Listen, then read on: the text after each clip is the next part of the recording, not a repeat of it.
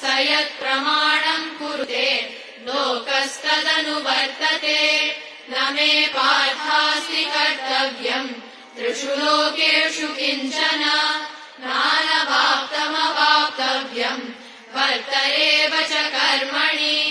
यदि ह्यहम् न वर्तेय जातु कर्मण्यतन्द्रितः मम वर्त्मानुवर्तन्ते मनुष्याः पार्थ सर्वशः उत्सीदेयुरिमे लोकाः न कुर्याम् कर्म चेदहम्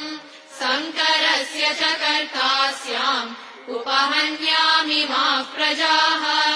सक्ताः कर्मण्यविद्वांसः यथा कुर्वन्ति भारत कुर्याद्विद्वांस्तथा सक्तः चिकीर्षुर्लोकसङ्ग्रहम् न बुद्धिभेदम् जनयेत् अज्ञानाम् कर्मसङ्गिनाम् जोषयेत् सर्वकर्माणि विद्वान् युक्तः समाचरन्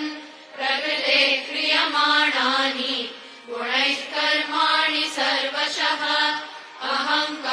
अहङ्कारविमूढात्मा कर्ताहमिति मन्यते तत्त्ववित्तु महाबाहो गुणकर्मविभागयोः गुणागुणेषु वर्तन्ते इति मत्वा न सज्जते प्रकृतेर्गुणसम्मूढाः सज्जन्ते गुणकर्मसु तान् कृत्स्नविदो मन्दान् कृत्स्नविन्न विचालयेत् मयि सर्वाणि कर्माणि सन्न्यस्याध्यात्मचेतसा निराशीर्निर्ममो भूत्वा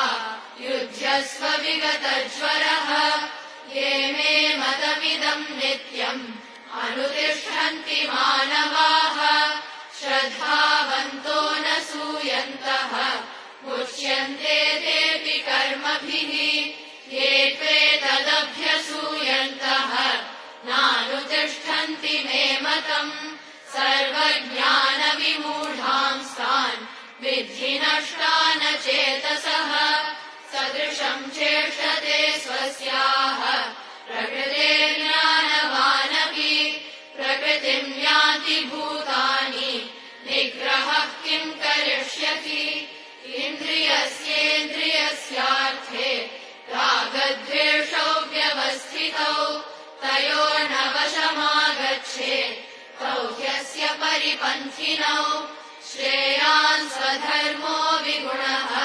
परधर्मात् स्वनुष्ठितात् स्वधर्मे निधनम् श्रेयः